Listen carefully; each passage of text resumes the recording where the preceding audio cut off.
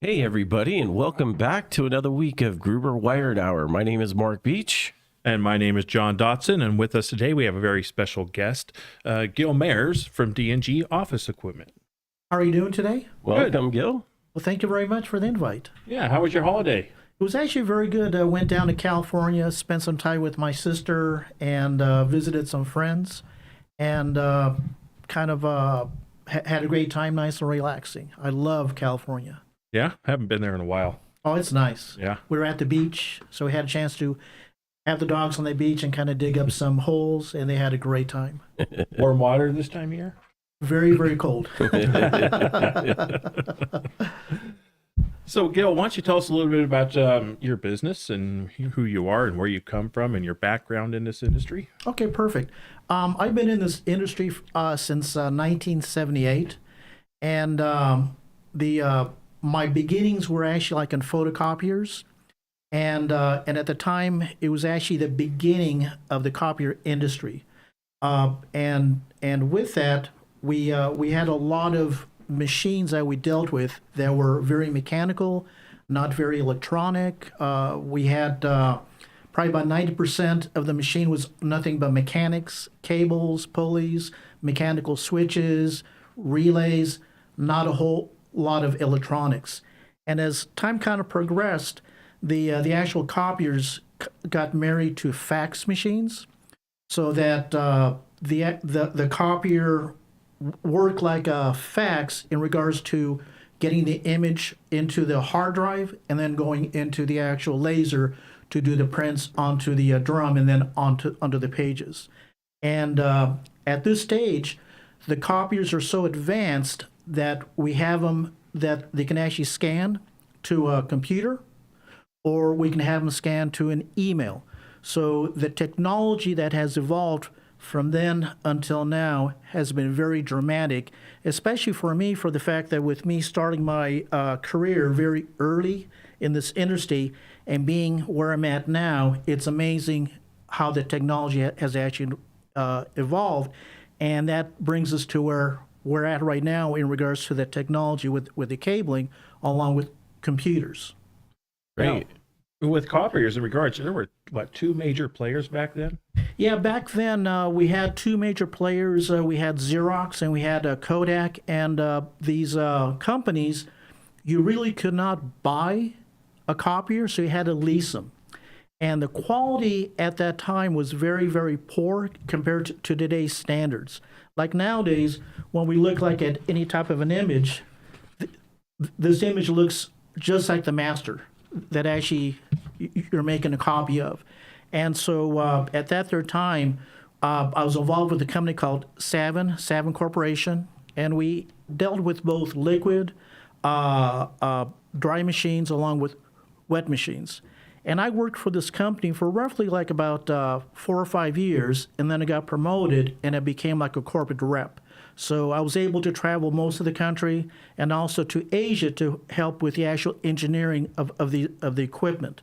Because with the new equipment, we had some issues, and so being a field service technician, I could actually visit a dealership, see what the problem was, come up with a resolution, and then go back to the factory and implement the actual solutions and come up with the actual field bulletins along with field repairs.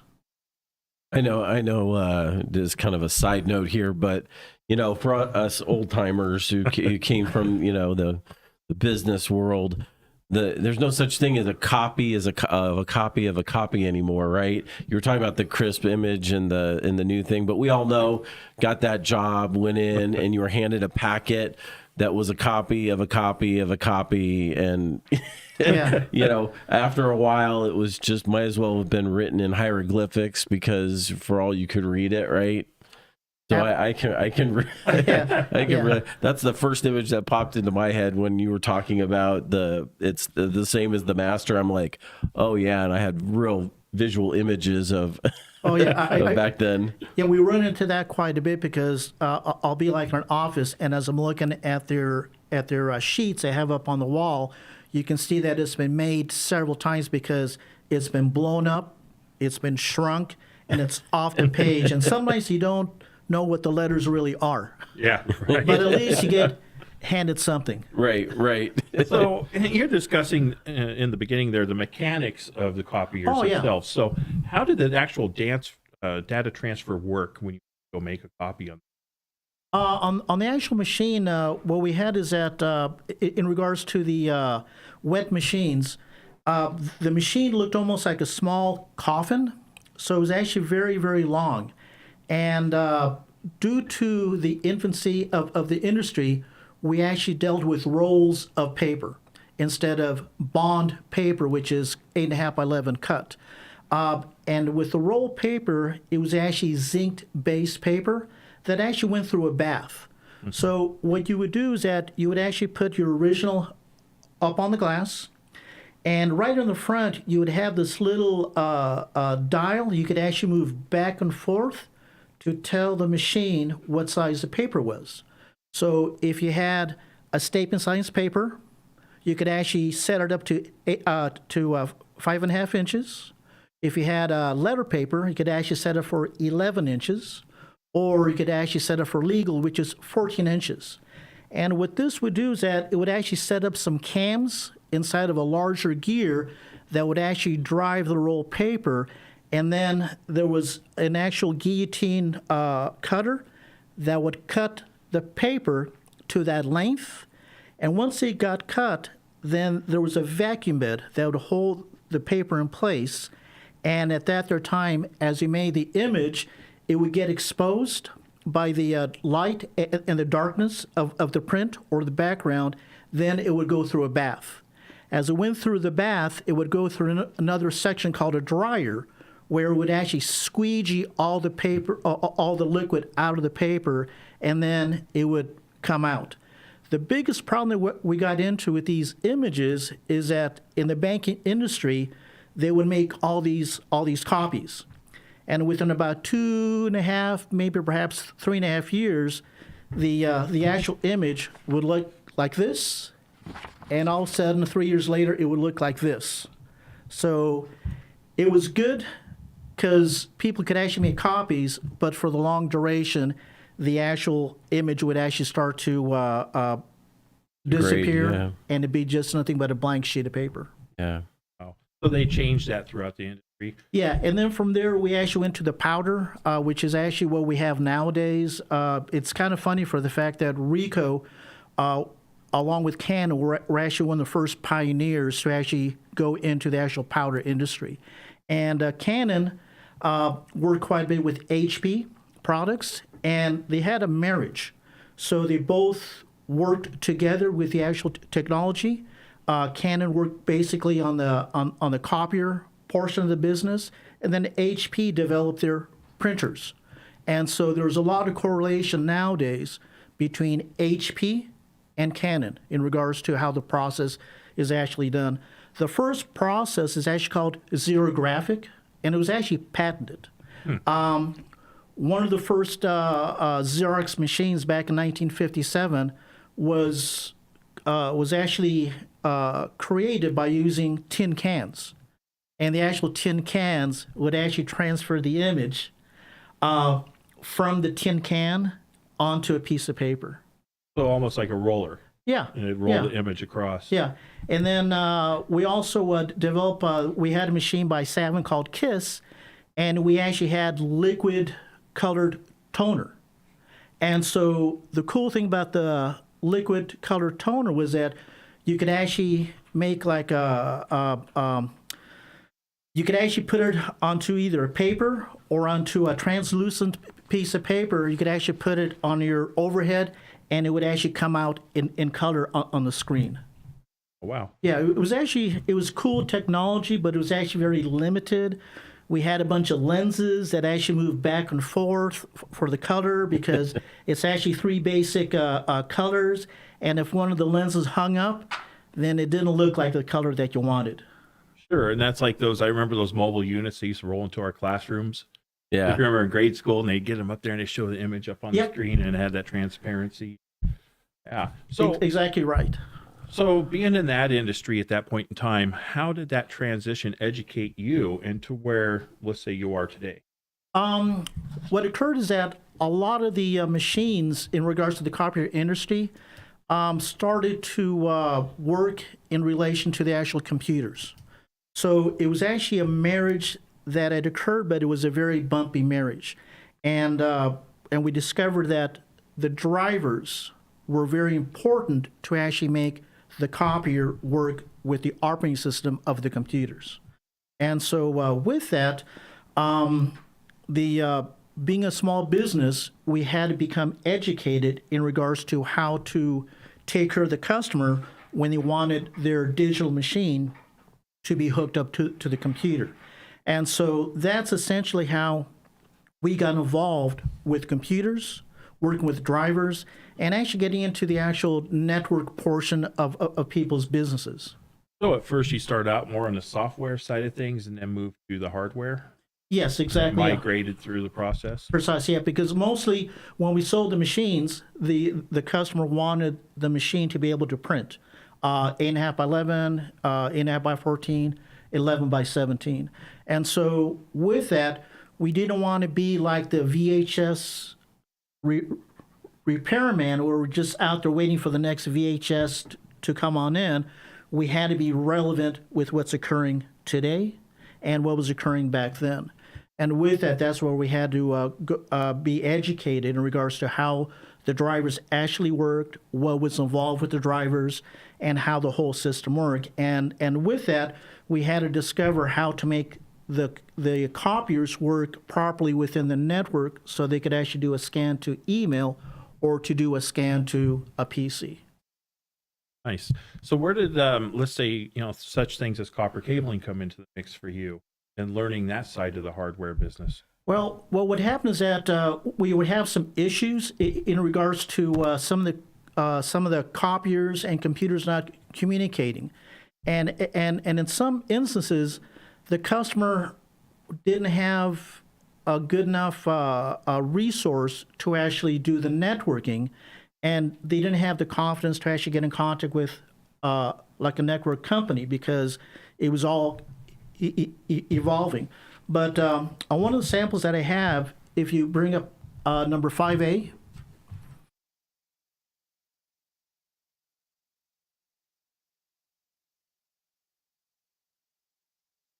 Oh, there we go. yeah, this is one of the items that we would deal with in regards to not communicating with the computers and not communicating with the printers, and so this is essentially how we got into the actual cable management. And so at this point in time, we don't know where the problem is for the fact that it would take about 30 minutes for a print to come out. Okay. So here you can actually see like about 3 switches. Right. And the problem we have here is that they're both 10/100 in regards to the actual speed. And if you take a look at 5B, you'll see that the customer has like 2 routers up against the wall, and one is set up like as a Wi-Fi. And if you look closely, you can see a red cable, you can see some black cables, you can see a gray cable.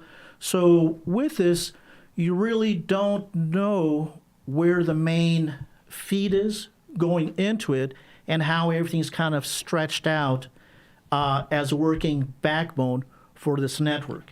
And that's where we come in to go ahead and kind of make it much better and more organized. Yeah, so describe to me how you would troubleshoot this walking into this scenario. With this scenario here, what we do is that we'd actually start to label each of the cables in regards to which one's coming from the modem. And so we would probably designate, say, like a yellow cable coming from the modem going directly into the router. And then from there, we might use, say, like a different cable, say, like a green cable going from the actual router going into their actual Wi-Fi. And then from there, then we would come out with perhaps like a blue cable coming out and going directly to the main switch. The problem that we get into here is that electronics being electronics, it's very easy to lose a port. So if we go back to number 5A, we can see where we don't know where everything's going into. We can see the red cable coming to that one switch in the middle. Correct. And so the problem that we get into is that over time, we can lose a port. So if we lose a port on the primary switch that we have there in the middle, it's going to affect the switch on the left, or it could affect the switch on the right. And the problem we get into is that just by turning off the switch and then bringing it back on, we don't know if that's going to actually fix the problem or just put a Band-Aid over it. So in this situation here, what we do is that we'd actually set up, say, like a rack, along with the patch panel, along with the full network switch to get everything back into compliance for the gig speed. Now, what type of testing equipment would you use on this, or is it kind of? Just a laptop. So what we go ahead and do is that I actually use a laptop both with Windows 10 and Windows 11. And so what I essentially go ahead and do is that I have a special program where it actually sniffs. It's actually like it actually looks for all the IP addresses. So what I would go ahead and do is that I'd actually go into the main router first, and then I would go ahead and kind of do a sniff to see what I can see all the way across. Once we do that, the actual program, I can actually have it printed as a PDF, or I can just keep it as an e-file. And at that point there, I can actually locate the IP addresses for all the equipment along with all the computers. And then what we do is that we systematically go through each of these devices, and then we discover what's online and then what's offline. Then the next step would be to go ahead and unplug one of the switches, say the one on the right, and then I would run the program again. And then what this would tell me is that what isn't on the entire network would be what's controlled by that switch. And at that point there, I would do the exact same thing too with a switch on the right, run the program again to see what's hooked up over there. And then at that point there, then I can actually go one by one cable to actually trace where each of these wires are. It's very time consuming, but to do it properly, that's how it needs to be done. So you can actually identify each cable going to a device or going to a computer or going to your Wi-Fi or even voice over IP. So it gets very, very technical. If we go ahead, if we take a look at number 1,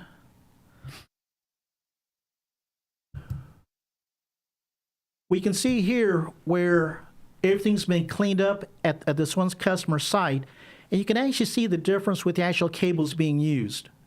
Green cables, white cables, blue cables, red cables, and the red cables are the ones that are actually the primaries, the ones that are actually feeding the actual system. And so with this one here, I believe that the white ones are actually for your network, and I believe that the green ones are for the voice over IP. So each one has a significance in regards to what it's actually doing within the actual network. And if you take a close look, you can see on the upper patch panel that there are actually numbers on there. Correct, just like what we have here in front of us here. Yep, precise, yep. Is that one of our panels? Of course. Yeah, there Nothing you go. but the best. Look at that. Yeah. And then if we bring up number 2. Well, I got a question about this one here still. Sure. So you got this all nice, it's neat, it's cleaned up. Mm-hmm. You like color coordinated the cabling. Do you choose to color coordinate versus using a label? I actually like the color coordination because once I finish up with the job, whoever comes behind me knows the importance of each of the cables. And then what we do too is that we actually leave a legend with each of the customers to indicate what the upper patch panel controls and what the lower panel does as well too.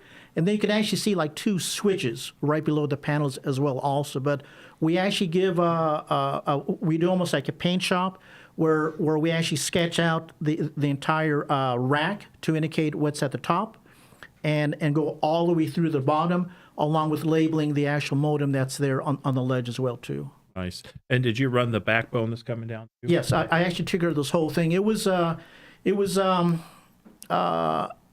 this one here, I actually did the entire wiring for the entire building, and I think it's almost like about 42 to about 46 drops. Oh, wow. And so the customer wanted to have the ability to save some money by going with voice over IP.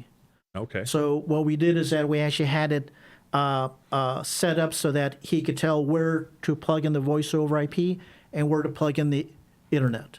Very nice. Now, what's the time frame on your work on doing something like this?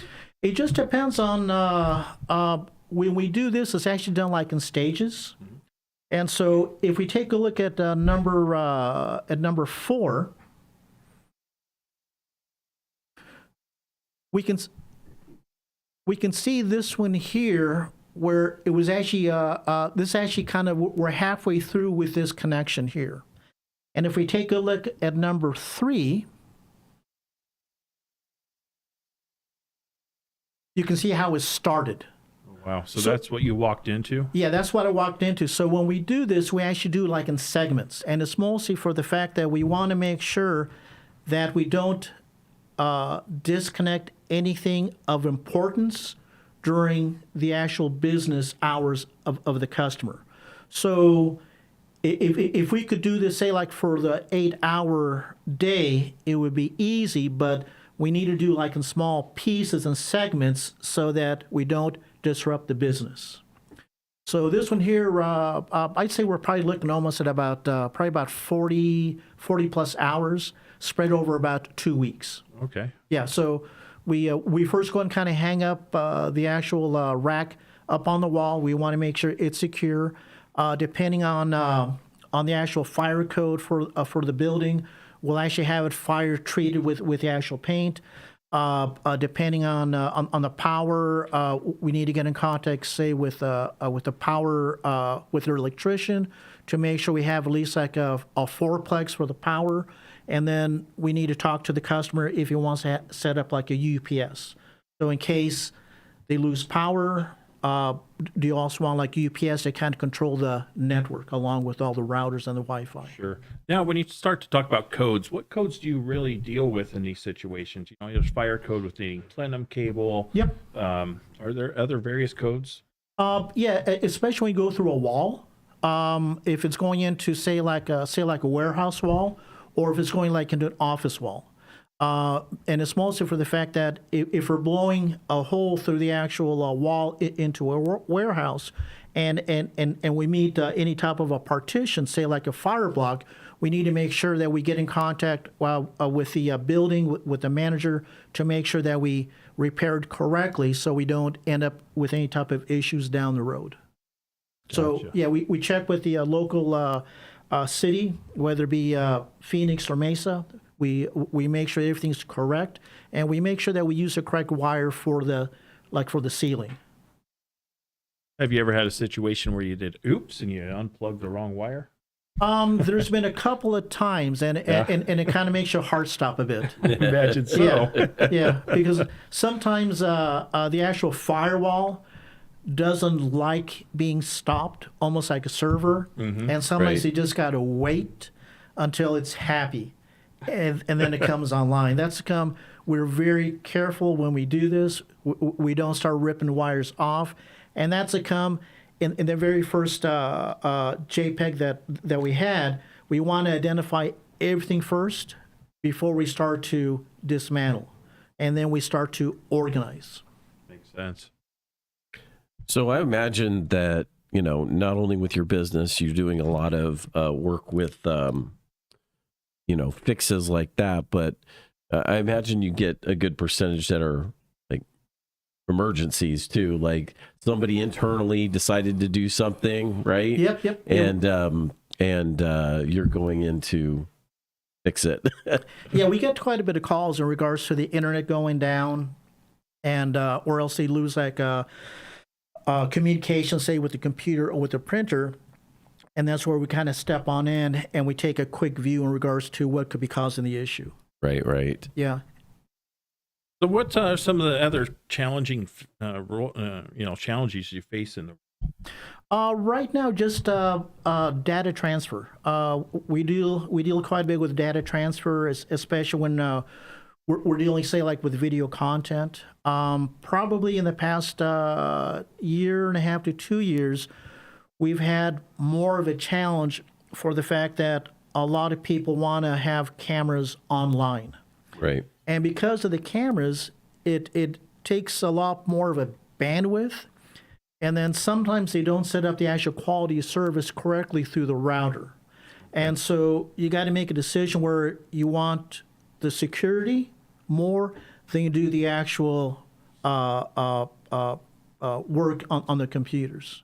And we deal quite a bit, say, like with cloud-based applications, especially when you're out there kind of sharing files all the way across. We have to make sure that the bandwidth, and that's where we need to make sure that the actual switch is set up correctly, make sure that we're getting the proper feed coming in, and just make sure everything's working properly. So you're dealing not only with VoIP, but you're dealing with, the security cameras and whatnot. So the routers, they do traffic shaping, right? Which is what you're doing there to allocate bandwidth or resources to each function. Yeah. Yeah, and then we get into some issues too, like with Wi-Fi. And it's a hot button right now for the fact that people want to go Wi-Fi, but they don't realize that Wi-Fi is not that safe and Wi-Fi is not that fast. Right. Especially when you're dealing with 2.4 or 5.0 in regards to the Wi-Fi. So we have to come in and kind of explain to the customer that the importance of their computer and their data is of very importance to us, and the last thing that we want to go ahead and do is have your Wi-Fi compromised. Right. And so that's when we kind of push more of the cabling to ensure that PC is actually secure and it isn't being looked on by anyone else. So what are the data rate limitations with Wi-Fi with 2.4 and 5?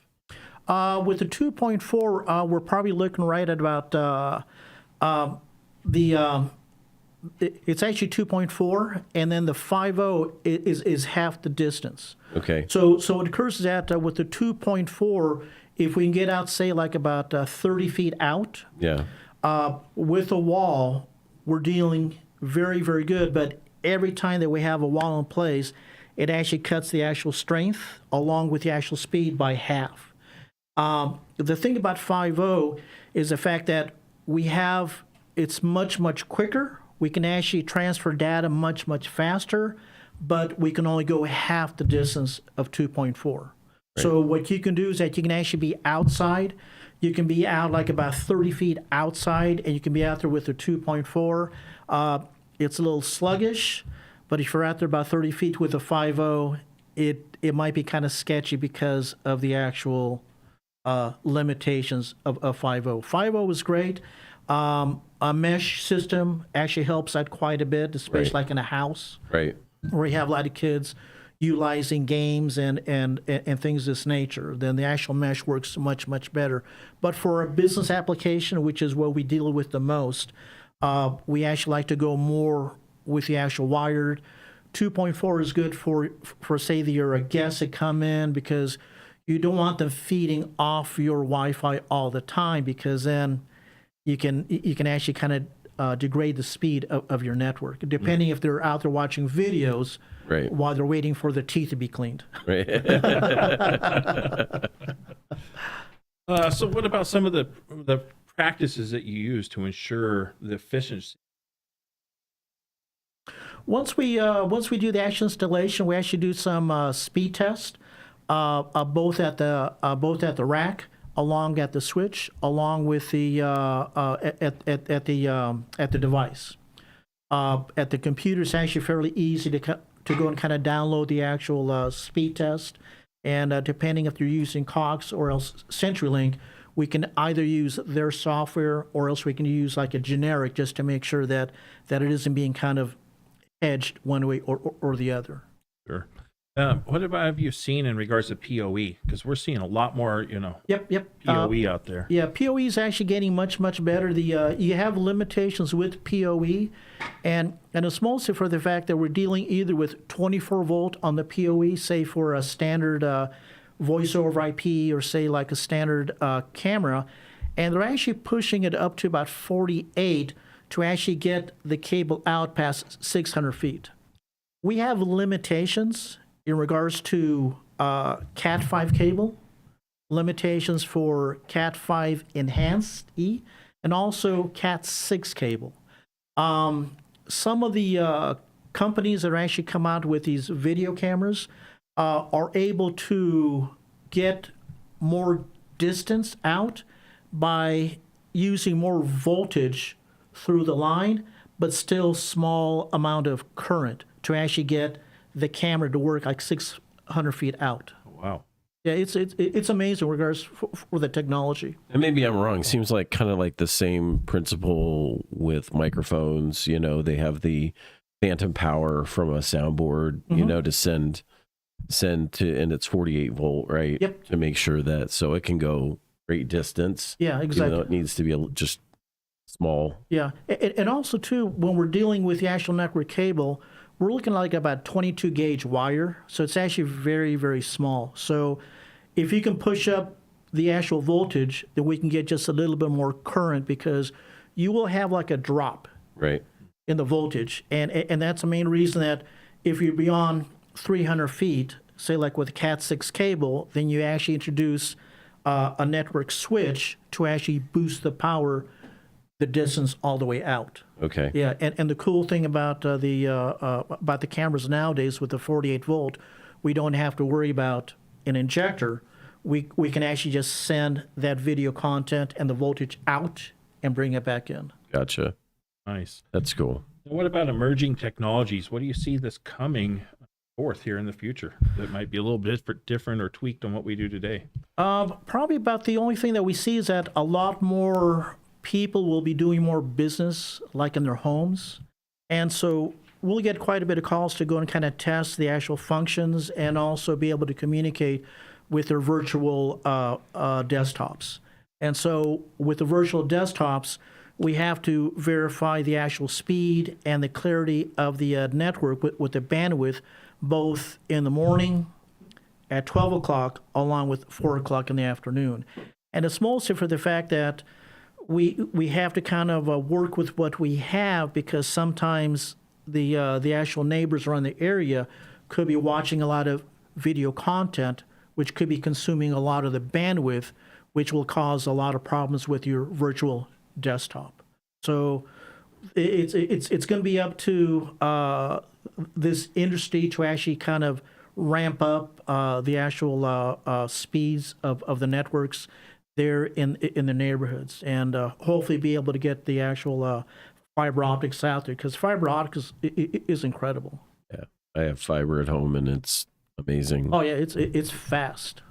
Yeah. And speaking of fiber, I mean, what do you see coming in fiber? I know that we're seeing a lot of work going on here in the valley in regards to fiber. So what are you seeing out there in the field?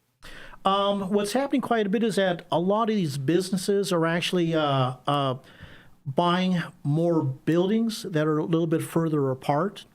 And so instead of using, say, like the Cat6 cable as a main backbone, then we suggest to actually run a fiber optics cable from point A to point B to actually minimize the actual drop in the bandwidth. And that helps us out quite a bit to actually get the speed, back up to where it should be. Yeah, fiber. So we have a project that we had done some quotes on, and it was a municipality, and basically they were just looking at setting up fiber between buildings. So there were those little modular units that were like repeaters, could shoot it out 40 kilometers. The data signal. You don't need any backbone or anything. No. If you're running a fiber, if you got a It is a backbone. yeah, it is Yeah. its Yeah. own backbone, right?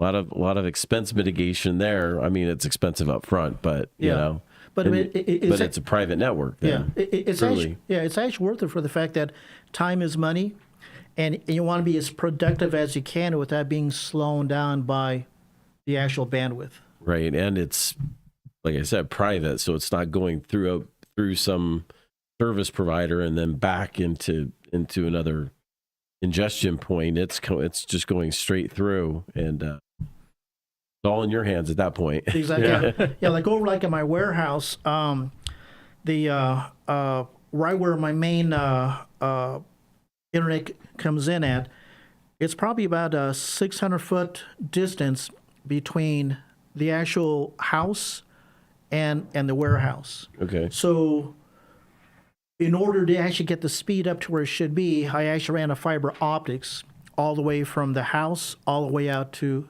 the warehouse.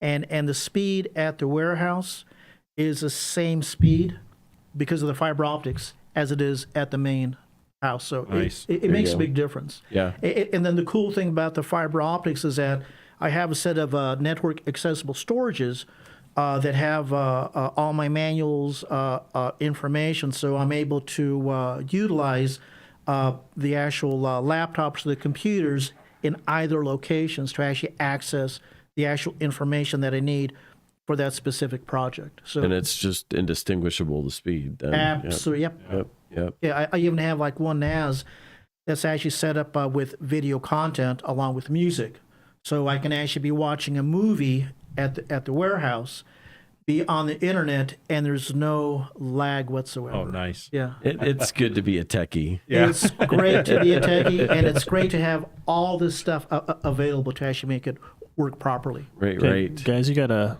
bunch of questions if you want to start going through some of those. Or a bunch of statements and questions. Okay.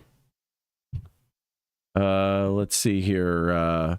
So Harry was talking about ditto machines, and so was Sam.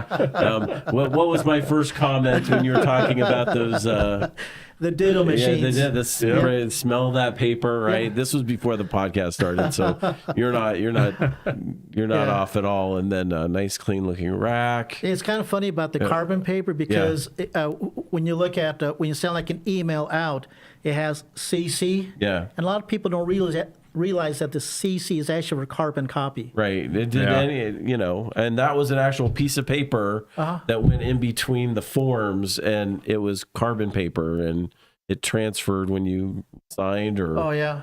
typed documents in there. It was a, carbon copy. Yeah, No Snow is asking if Wi-Fi 6 is faster.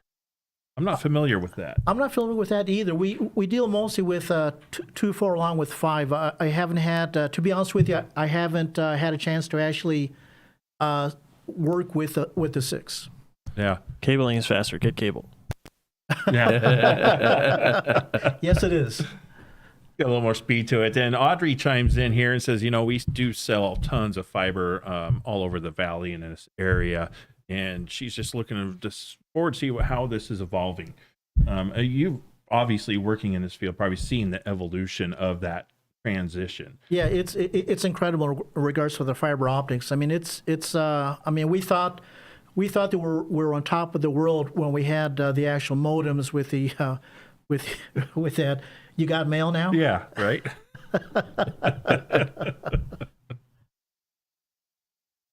What else we got I'm here? trying to decipher here. So, the fiber is where it's at. I mean, eventually, there's not going to be. We're not going to eliminate the need for copper. Copper's still going to need to be there, but fiber is great for especially distance sourcing, right? So Exactly.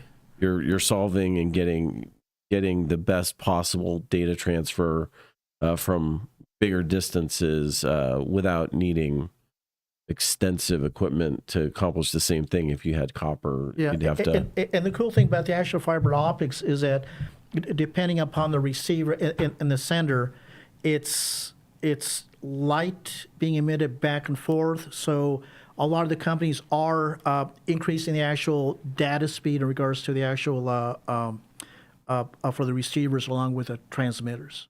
It's where the R&D is going right Yeah. now. Oh, For yeah. sure. Yeah. It definitely is. So how do you approach a new build versus a existing? On the new build, we actually interview the actual customer to see exactly what they have in mind. So we ask a lot of pertinent questions for the fact that we need to discover what their logic is with what they want to accomplish. We need to find out exactly how many computers, what the future is going to hold. Do they need like a Wi-Fi for PoE? Are we looking at voice over IP? If we have two warehouses that are actually kind of merging, do we want to go and kind of keep the speed the same by introducing fiber optics?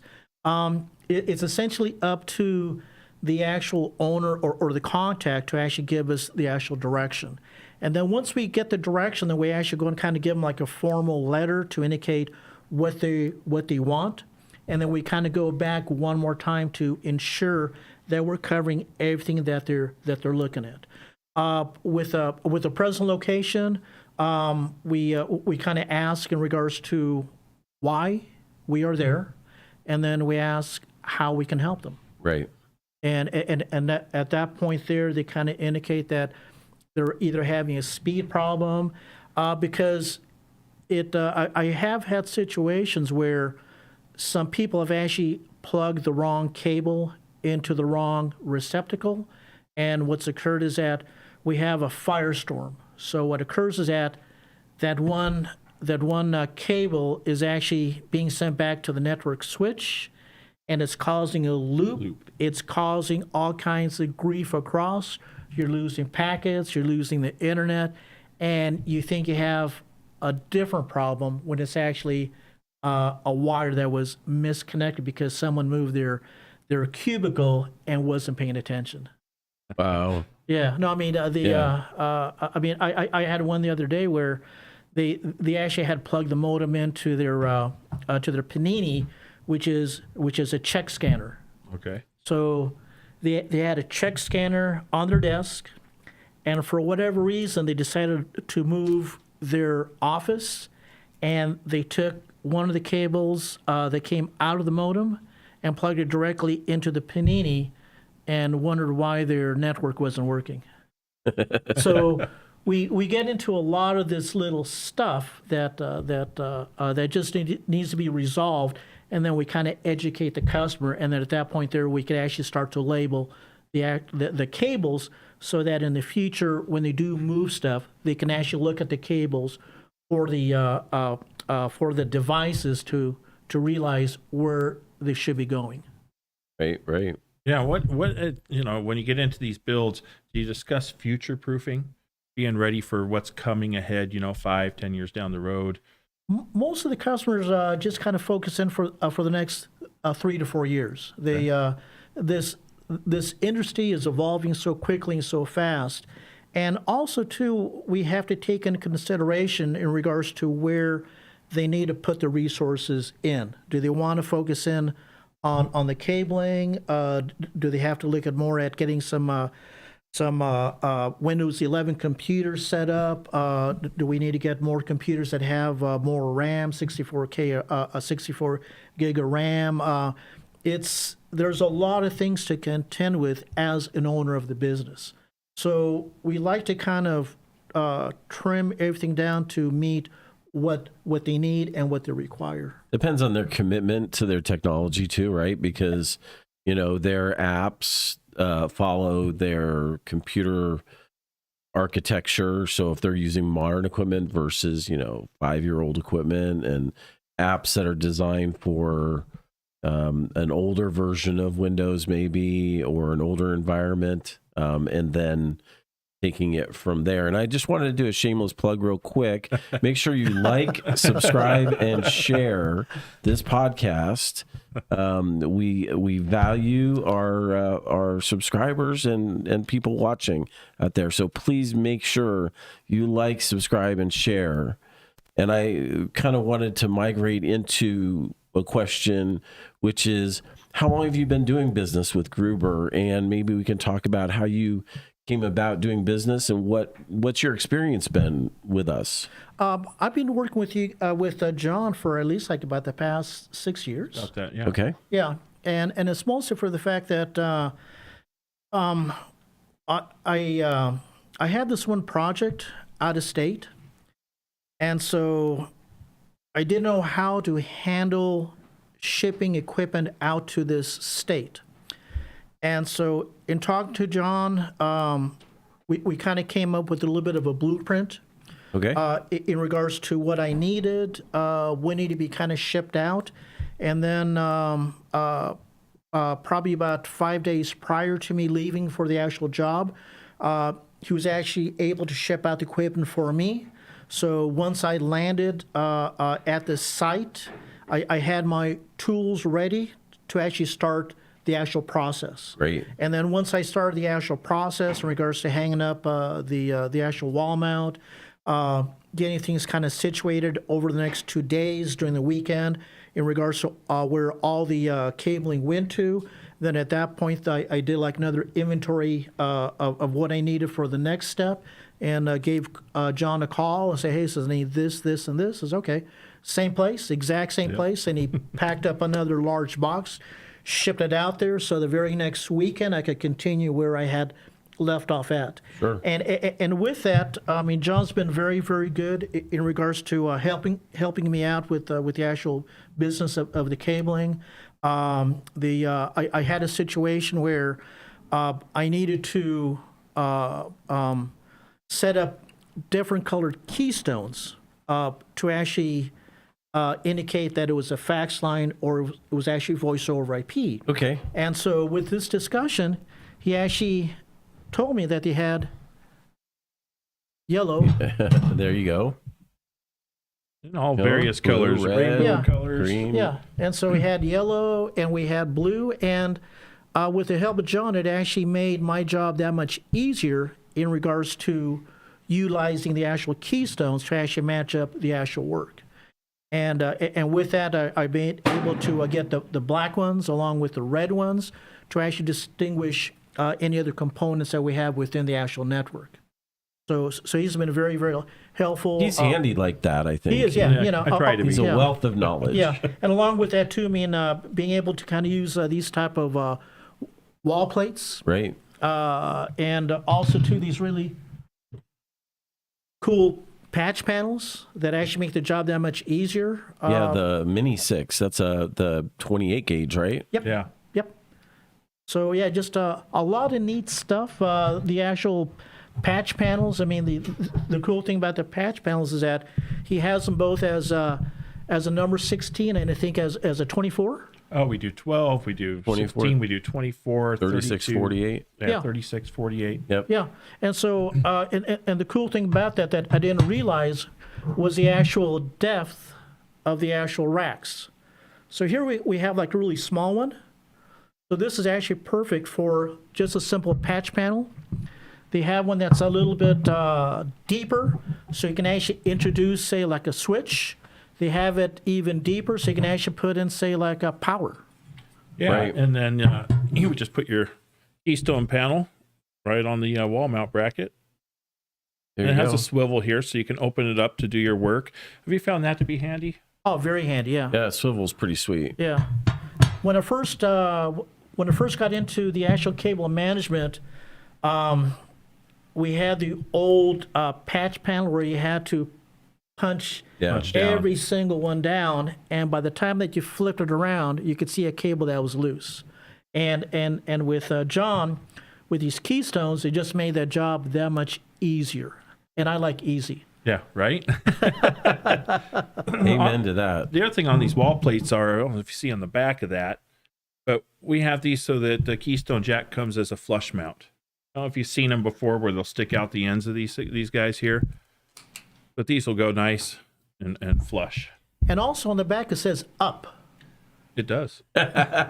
So you don't put it in upside down. Correct. Because that can be done. Yeah. Say, hey, John, I got a defective one. Says, is it pointing up? Let me check. No, it isn't. Well, it's not defective, just you are. Right?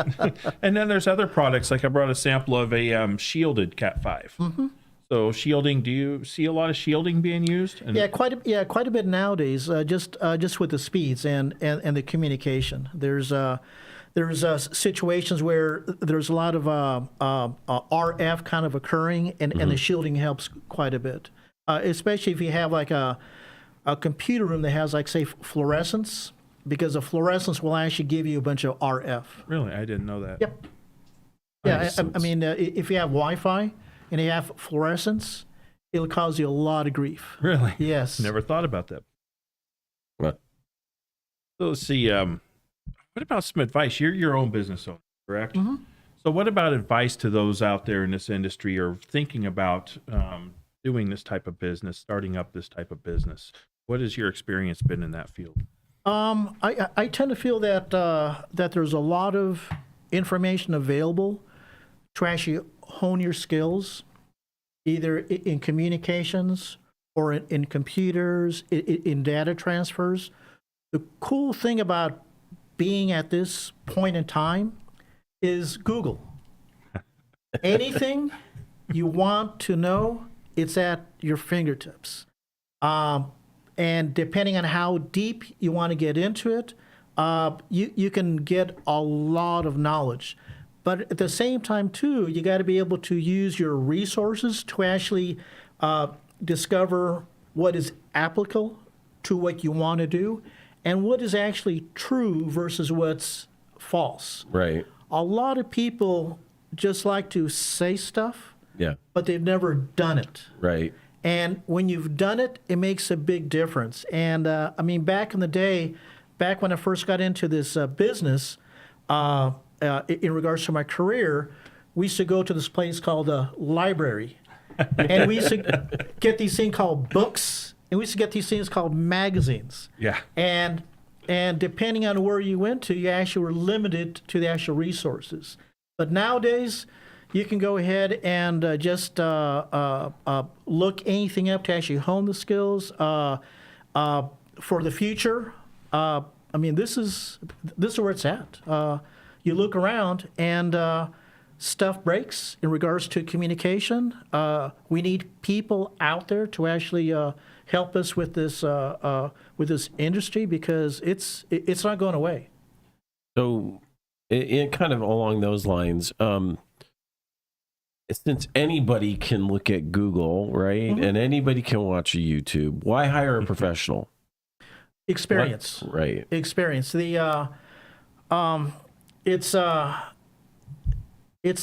a difference with me when I walk into a customer site because I've been in this industry since '78. I know what I'm looking at, and I know exactly how to correct it properly and at minimal cost. Right. We're not parts replacers. We're actually technicians, and the hourly rate that you're paying us is not just for us to be there. You're also paying us for the knowledge that we have. Right. So when we walk in and we're able to repair that item, say within 30 minutes or 35, it's better than having someone there that doesn't know what they're doing and they're there for 6 hours. Right. 100%. I mean, that's the kind of the old lawyer analogy, right? You know, the $500 an hour lawyer or $1,000 an hour lawyer might get to the answer in an hour, and the $200 an hour lawyer might take a week to get there. Yeah. Right. It just depends on, you know, what you're dealing with, and there's I just know there's a temptation on the part of end users to diagnose, self-diagnose, and, you know, watch a video and say, oh, I've treated it, but not really get to the heart of the problem or not solve it completely. Yeah. Right. They've band-aided it. Yep. And they think they've solved it, but it's going to rear its head later. Yep. Right. Yeah, and time is money for the fact that, you know, when you're out there running a business, Yep. You want to make sure that you're up and running as quick as possible and just minimize the downtime because time is money. Time is something that we'll never get back. Right. It as soon as it's gone, it's gone. That's it. Yeah, speaking of time, since you've been in this industry for so long, what's that one moment where you went, wow, this is going to change, you know, history of this? I'd say probably when the copiers and printers merged with computers. It was kind of incredible for the fact you actually took kind of like a step back in regards to everything's working together as one machine, like in unison. And because back then, it was just a single function machine, and that's all it did. But nowadays, with the technology, it's incredible. I mean, where we're at nowadays, I mean, being able to watch a video of anything to me is amazing. Right. Watching a movie at any time, at any place is amazing. No, I mean, these are great times. What's the last movie you saw and how good was it? Actually, I was actually watching this morning, and I thought it was Gene Kelly. I think it was Paris, Rain. I don't recall. call that? Yeah, he's out there kind of dancing and stuff. Yeah. Because I when I'm out there kind of working, I'll just kind of have I'll be watching, say, like a video, and it's just like for background. Yeah. And every now and then I'll just kind of stop and I'll kind of look at it at amazement for the fact that in the old days we had to get this thing called a VHS. Yes. Or a beta? I still have one of those. They're still around. We have a few Well, I of have those too. old home movies, so I have to Yeah. have them. Yeah. Just haven't transferred everything yet. But That's yeah. like compact discs are almost obsolete nowadays. Yeah. Yeah, the actual LPs are coming back. They are. I do. Yeah. I have some of those at home. Yeah. Good sound. Exactly. Yeah. But I like CDs. Just the sound was incredible. I mean, Yeah. just to be able to kind of listen to a live performance, and you can hear every string on each of the instruments, just the notes coming off the saxophone, and to kind of sit back and kind of realize that this is a true to life recording of this individual back in the day at the top of his career. Right. Yeah. Right. It's beautiful stuff. Oh yeah, it's Yeah. incredible. Yeah. Yeah, I get into some of that old jazz, Dizzy Gillespie, Yeah. some of those guys. So can we do some audio stuff next time and actually talk about music and Oh, that'd be fun. yeah. That would Yeah. be fun. Hey, we're our format's open. It is. Well, everything just continues to grow. And what's amazed me is everything's growing and getting larger. Yep. But everything's It's getting smaller. Yeah. And so we're seeing those large racks, Getting downsize. smaller. We're seeing Yeah. servers downsize. Right. And compared, like you said, those old copiers, which were these big machines sitting there on the floor. Here's your copy machine now. Yeah, I mean, it's exactly. a scanner. It's It's everything. yeah. It's It's your TV. yeah. It's my TV. Yeah. Everything. Yeah, and so it seems like My phone is life. That's sad. it is for a lot of people. That's sad. Try to go out to a restaurant and sit down and not find somebody on the phone. Oh, That's Not true. going to Yeah. happen. That's true. Everybody's Yeah. using them nowadays. I always leave my phone in my car. So if anyone needs to get a hold of me, just leave me a message. So how small do you think it's going to get? I mean, where are we going to see these servers come down to? A lot of the companies are actually kind of slowly getting away from servers. Yeah. Yeah, they're. It's mostly for the fact of the industry. A lot of the PCs, a lot of the Macs, are more powerful than the old servers were.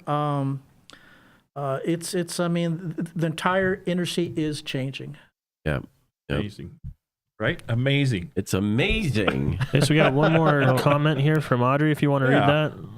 What an informative podcast. They just keep getting better. Great job, guys.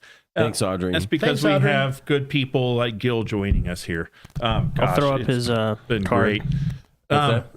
Yeah, we're I'll going to throw get up his card. Gil's card there up you here. If go. anybody would like to contact Gil, some information, go ahead and write that down. It's available for you there. Gil, Thank you very much. Yeah, it's been a pleasure. We hope to have you back on maybe in the future and discuss some John, more stuff. it's been fun. It's great working with you, Mike. Yeah. Very much. Hey, Mark. thank you, Mark. Hey, I was close with That's the all end. right. That's all right. No, we appreciate you as a customer too. Oh, good. Well, Because thank you it's very people much. like you that help us make our Absolutely. day, make us Yeah. who we are here at Gruber, and it's very appreciative. So, Definitely. Yeah. And first customer on, right? yeah. Yeah. Oh my Yeah. gosh, really? Yeah. Yeah, we've had a vendor on last time. Oh no, couple weeks back. Yeah. And Oh. you're our first Yep. customer coming on, so Yeah. We're Yeah. privileged to have you. And Well, thank you very much. we're gonna make you a star. Yeah. you're a star kid. It's been fun. So holidays come up, Christmas. What you got planned? Probably gonna head back to California and pay another visit to my sister. Very nice. And All right. Well, So? I think we're about at that time. And I just want to encourage everybody. We'll be back next week, 10 a.m. Arizona time, for the Gruber Wired Hour. And we're going to roll on out here. And I'm Mark Beach. I'm John Dotson, and thank you again, Gil, for joining Thank us you, Gil. today. thank you. Everybody, have a great afternoon. Yes, thanks for joining us.